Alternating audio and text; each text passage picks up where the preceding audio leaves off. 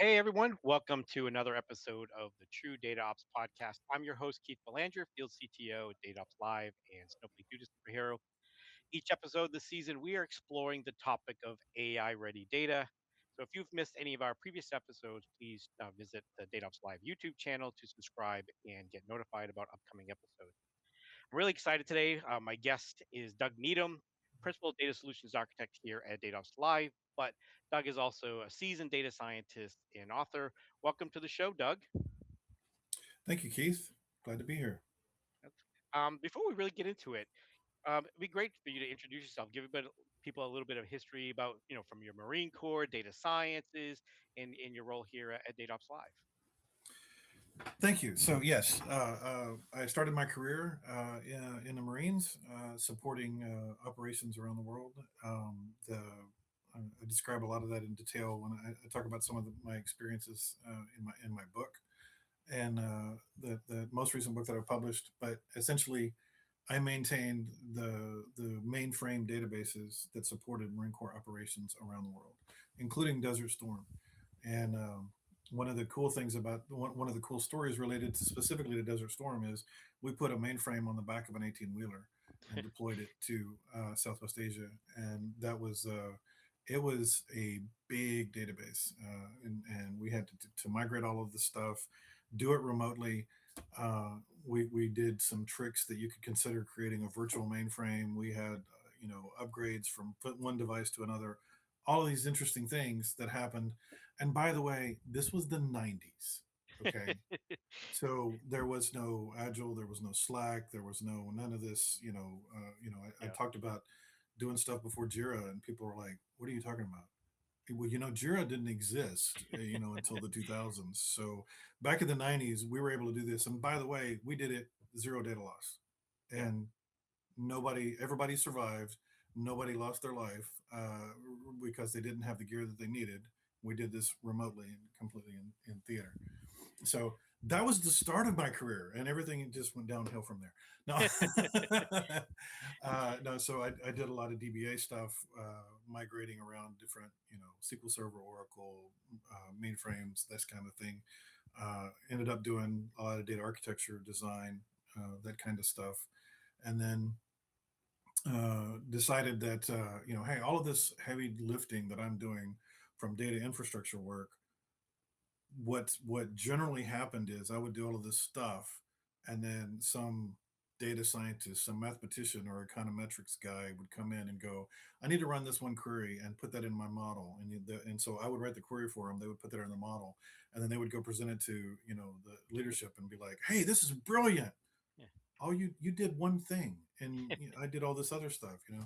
So I'm like, I'm going to figure out how to do that. So I took a bunch of courses to get a data science certification, and became a data scientist a number of years ago. So now I'm with DataOps Live. So I help with getting our platform deployed into customers' environments, helping them do what they need to do. Figure out how to use our platform to solve their problems, and occasionally get to work with some other really interesting data scientists through time.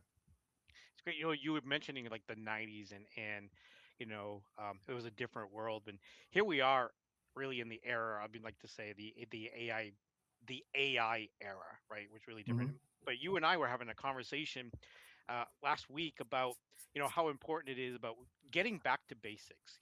Why do you think Absolutely. that conversation probably is more important now than ever about getting back to basics? So a lot of I'm going to use some analogies. I like to speak in analogies, and I like to tell stories.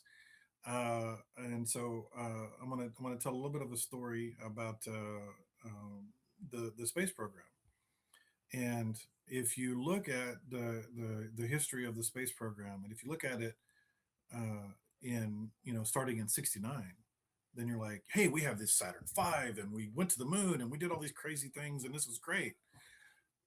Go back a few years. Apollo didn't happen without Gemini. Right. And how the space program worked was very much an iterative process. They would try to launch a rocket, and they would fail, and they would go, okay, what failed? How do we do this differently?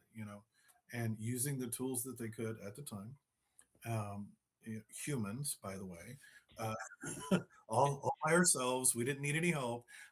Humans built these rockets and figured out how to do this kind of stuff. But it was an iterative process over a number of years to get there. And so those fundamentals, the things that they learned in Gemini, were very important to ultimately what happened and getting us to Apollo and landing on the moon. That was that iterative process. Those were foundational steps. Those were iterative things. And so now that now that I've talked about a little bit of that foundation, I'll use that as an analogy. Too often, people see what's going on in the industry in the AI world, and they're like, "I want to do the AI stuff." Right. Cool. You want to go to the moon? Great. Have you built Gemini? Do you have any found? Do you even have a launch pad? Do you have anything? Have you poured concrete to do this? Have you put metal together that can handle the stress of going from here? Well, no, we haven't done any of that foundational stuff. We just want to go do AI. Right. That's good luck. Call me in a couple Right. months when you fail, and then we'll fix it. And then but you're still going to have to do this. One of my favorite quotes from Bill Inman is, "You can pay me now, or you can pay me later." Yes, Uh, absolutely. and Right. you've met Bill, and you know how he Yep. is. And that is, it's not so much that you're going to hire Bill to fix it, because Bill's not going to fix anything for you. He's going to tell you what to do right the first time, and if you do it great, then you'll be successful. But it's that concept of, you're going to have to do these things, Yep. whether you are involved with him or whether you're involved with whoever, whatever. You're still going to have to do these fundamental things. You're going to have to do these foundational steps, and You if know, you don't do them, you're going to have to redo them. it it's interesting because I would say, unless they talk about the last 10 years, and I've seen, like, I come from a very, I started in the early '90s. I was trained by, following these principles, whether it be Inman and then Kimball and then other folks that are talking about, relational design and theory and those concepts. And I've found, I'm going to say, during the dump all the data into a data lake, right? And Mhm. and and we'll figure it out. And to your point, I see that some of that stuff, those lost art, those forgotten patterns, those capabilities are now coming to bite people because, oh, we got to create a semantic layer or a semantic model. It's like, well, if you had a model, you wouldn't be rushing to try to create a semantic model. You already had that model, right? So I'm finding that people are recognizing they're not being able to do that AI because they didn't do those Mhm. fundamentals in their solution, and having to go, you know, build these semantic models at the far right versus having done it at the beginning of the whole process. Um, so kind of building on that, you're interacting with teams and seeing people that are out there. You know, where do you see teams cutting corners today that come back to bite them? We're kind of just talking about that when they're trying to build that layer of AI on top of that. It's a variety. And one of the good things about my role with DataOps Live is that I can caution people and on cutting corners. And also, because of the way our platform works, so long as you do certain things, you're not cutting corners. You're building those things in here. We're making it easy to do all those foundational things, and even easier now with some of the newer tools that I know you've been working with and you've been talking about. But those foundational components to keep your documentation up to date, keep your I want to make sure this column, I have a description of this column at the database layer, and then by the way, that's a comment that can be pushed out there. That's really easy to keep track of. I know if it changes, fine, make a change in a configuration file and deploy that. So um, some of those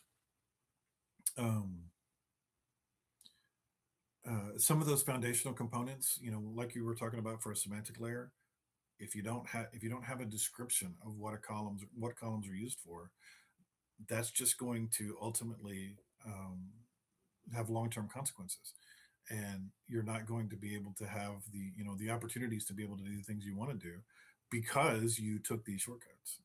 And we just it's one of those things I really caution people, make sure you put this in there, because you will need it later. Yeah, and what even compounds that is, the speed. organizations want to go these days, right? And then you Hmm. start having these teams that have, you know, well, maybe you have 10 people or maybe you have 100 data engineers. How do you keep that number of people, working consistently and having that consistency across the board without, I know there was a point probably at the in my career, at the peak that I most had was like a probably close to 150 data engineers that were working on it. And I could tell you it was, you know, didn't have the tools like we have now, like DataOps Hmm. Live to try to build. I used to have this process, like, that we tried to do programmatically with scripts to try to keep that level of consistency, because you cannot, as hard as you want to, educate and train all of those people to do everything the exact same way every single time. Hmm. So so um kind of we're talking about data ops, and you're, you know operationalizing the fundamentals. How does data ops, a little bit deeper, allow us to take those fundamentals and make sure they can be consistently deployed within organizations, and holding those practices to protect those basics? So I think the approach that we take, the approach that the DataOps Live platform gives to the data engineers and the data architects is that we have it's very easy to collaborate, and it's very easy to break things apart, modularize them, and focus on your individual component. And by doing that, if you have, well, first of all, if you have 100 data engineers working on a single project, that's going to be crazy. But let's say you have 10. Okay, so if you have 10, then depending on the speed of changes that you need to make, how many changes that are coming in, you can actually break those into sub teams and have, let's say, three people work on three different things, and kind of one person overarching, keeping track of standards. Hey, did all of you guys name this field this way? Did all of you, put comments in? I'm going to double check. We're going to do code reviews. Oh my goodness, code reviews. Talk about 90s. Uh, um, let's make sure we're all doing this. And oh, by the way, you guys work on this thing. You guys work on this thing. And then ultimately, as we promote things through the feature branches that we have, they're going to come together cleanly, and we're not going to have, confusion and overwrites and all these other things, because you separated out the problem. Breaking a problem down into, core components, that's that remains. That's not going to go away. You have these big problems; those need to be broken down. You can break those things down logically into logical components, give them to certain team members, let them do some stuff. And by the way, so long as you do it the right way, then when you merge things back together, we merge things together in a, like in a stair step fashion, and we build on stuff. Then we have this release, get it out there, get feedback. Oh, we need to make some changes. Okay, fine. Now that team can then take and break it apart in, individual components, and make changes. So the platform makes it very easy to do that, and very robust for getting those new features deployed quickly, because the platform manages all of this, the continuous integration, continuous delivery, all of that type of stuff.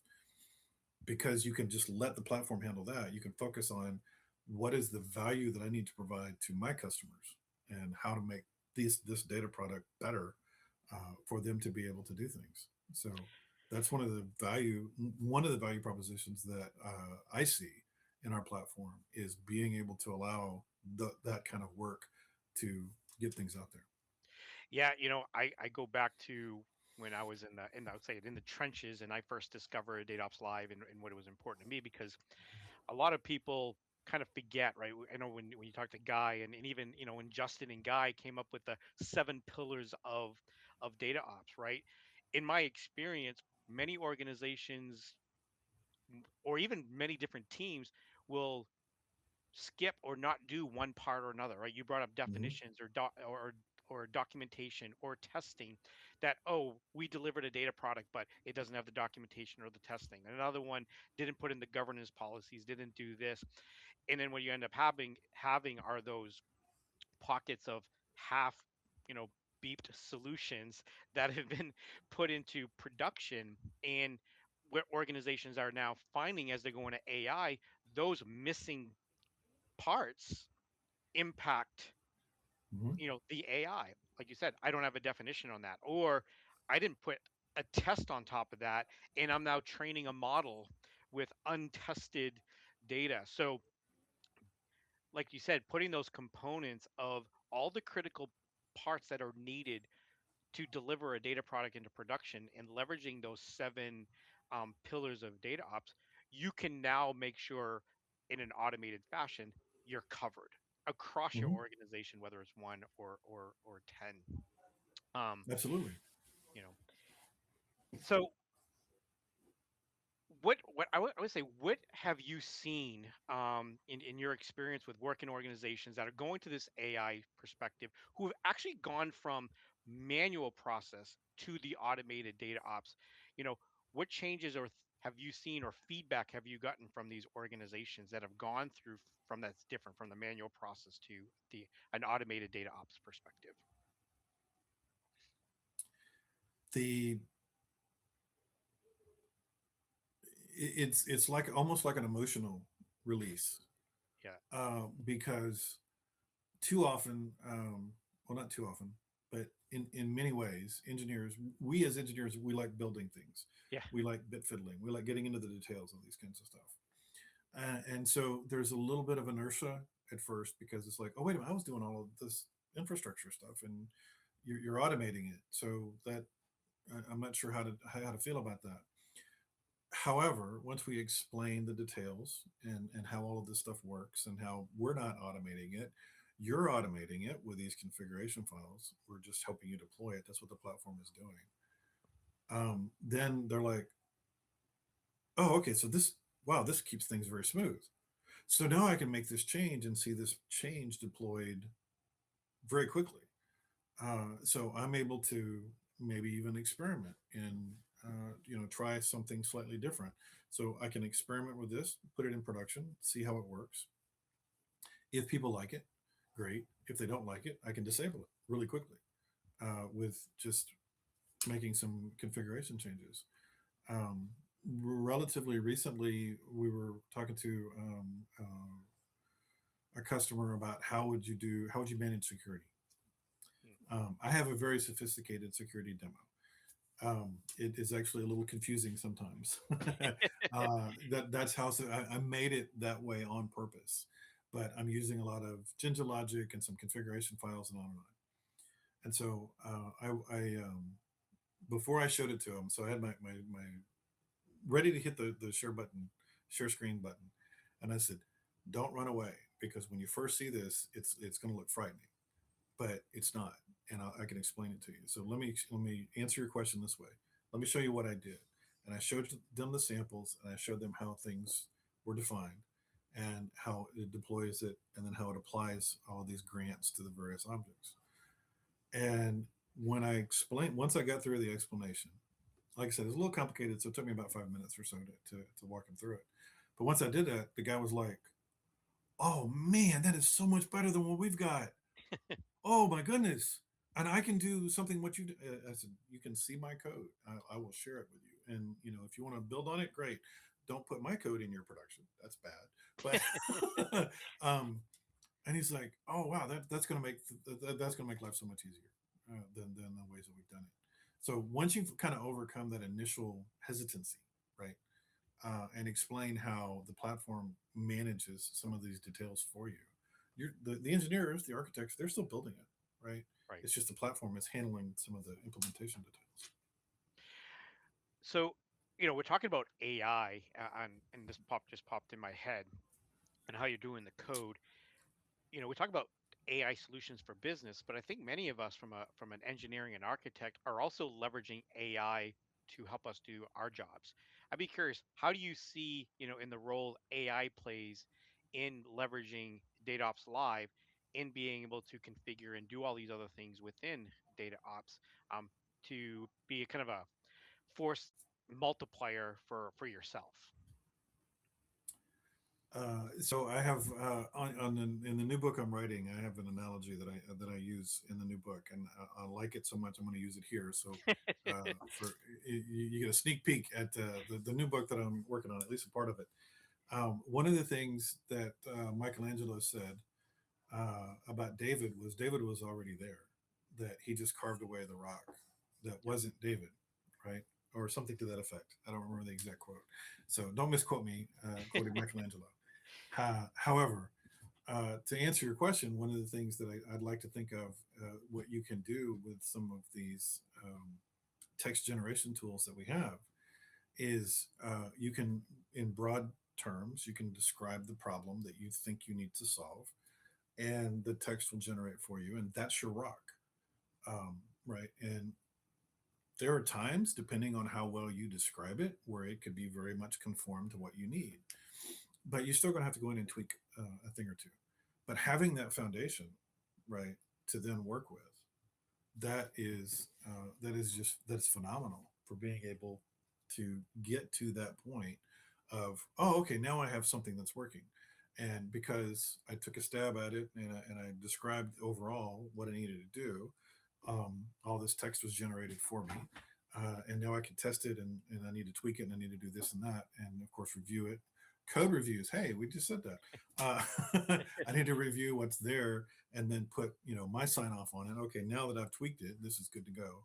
And then this. So what will ultimately it will enable is this whole idea of rapid prototyping, to where you can very quickly put something together, show it to your users, show it to your customers, get feedback, iterate on it, tweak it, and then follow your production rules. Like we were talking about, the data architects are going to say, hey, make sure you do this, make sure you do this, make sure you add this column, that kind of stuff.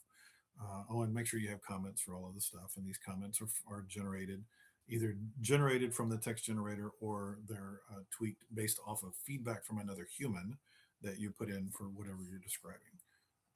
So I think it's the speed to find out how bad you're doing, because the sooner you get feedback on Yep. what needs to improve, the sooner you're able to make tweaks and improve. Yeah, that's great. So this season we've been talking about AI ready data. If someone was to come up to you and ask, what actually makes data AI ready, how would you answer that question? What problem are you trying to solve? What AI methodology, what AI tools are you using to solve whatever problem it is?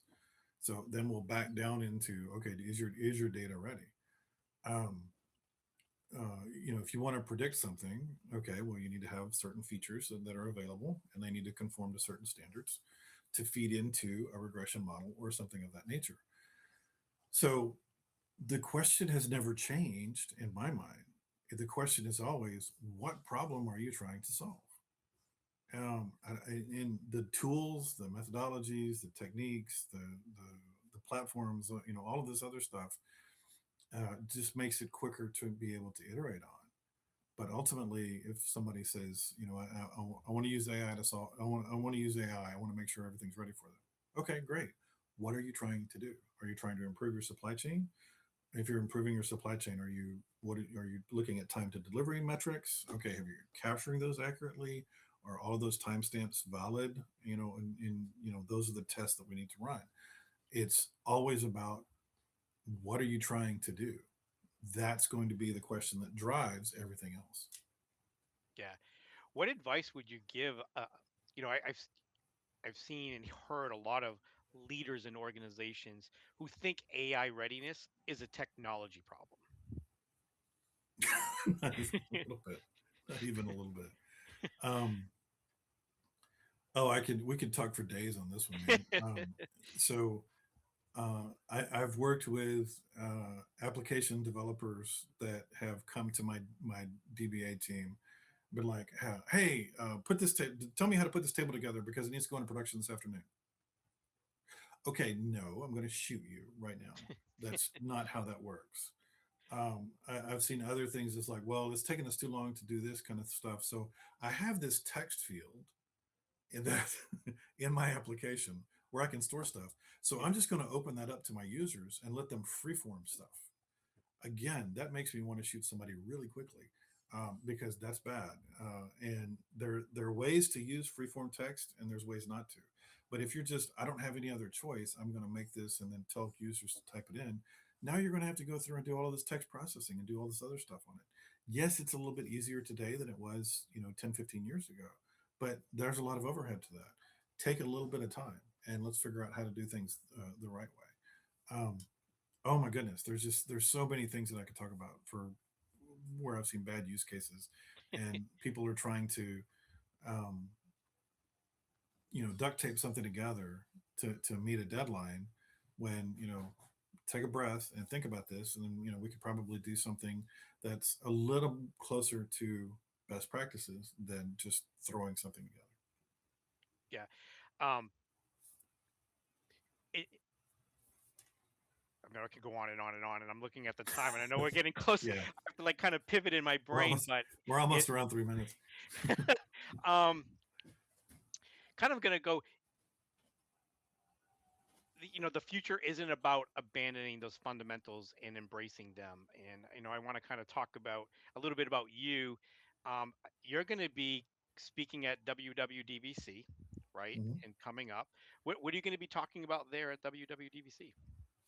So at the Data Vault conference, well, I'm going to be doing a hands-on lab, and my book. I'll bring it up here so you can see it. Data structure synthesis. Keith, you actually saw the presentation that this book is based on. Yes, I think I did it in 24, if I remember yes, right. you did. Yep. And after that presentation, I had a number of people say, "Hey, do you have a book that explains some of the things going on here?" I'm like, okay, all right, I'll write the book. I'll write the book. So I wrote the book, and so in the book, spoiler alert, there's a decent amount of math, and I talk about some set theory, finite set theory, the uh, the the way that relational theory came about, at least at a high level. I cannot duplicate what CJ Date did in some of his books. His books are, tomes, right? You can kill somebody if you hit somebody with CJ Date's books. Um, but those foundations, of course, so I kind of talk about those foundations, and then it's say, okay, now here's how you make some, here's how you build on that, right? Yep. And so the the the big thing that Chris Date talks about is predicate calculus. And so I just recently wrote a blog where I incorporated this, where you can build a table by telling a story with it, Yep. and so long as you're doing that, that's a good way of thinking about how to do this. Now, once you have that, or let me back up. Those stories of those tables, right? They actually conform to mathematical principles. Yep. In the book, I talk about the mathematical principles for how to discover those patterns of how to do that. That's part of what I'm going to be doing at the Data Vault conference, is actually showing people the math, Yep. and I'm going to put together some tools where they can upload some stuff to this little website. It'll run through it and it'll do some regressions and say, okay, this table that you have defined, excuse me, really it's three tables. It should not be one. It should be three, Yep. because of these reasons. And then by doing that and putting these tables together the right way, people are like, well, okay, so I'm conforming to this mathematical thing. What does it do? It decreases your volume usage, it decreases your compute usage, and it makes your runtimes for anything that you do with three tables instead of one faster. Yep. So you want to increase time, or reduce time for turnarounds, do things efficiently. Yep. And here's how you do it. Yeah. I'll give my 2 cents on that. As modern we are today in the technology, I often go back to those fundamental theories. CJ's Mm-hmm, book, I can't tell you how many times I've gone that if I always go back to the fundamental theory, I can mm-hmm, solve my problem. And it didn't matter if it was the 90s, the early 2000s, the 2020s. It is held true to this day, you know. And if anything, I would recommend people. We are at time. I heard the alarm going off there, but I would definitely everybody check out that book. It's great to understand the fundamentals and getting back to the basic. Doug, it's been a pleasure The best having you on. practices for a reason. Exactly. It's been a pleasure having you on. I know you and I could go on for on and on, but we're out of time. But everybody, until next time, this is Keith Belanger. Remember, good enough data is not AI ready data. We'll talk to you guys all later. Thanks, everybody. Bye. Take care.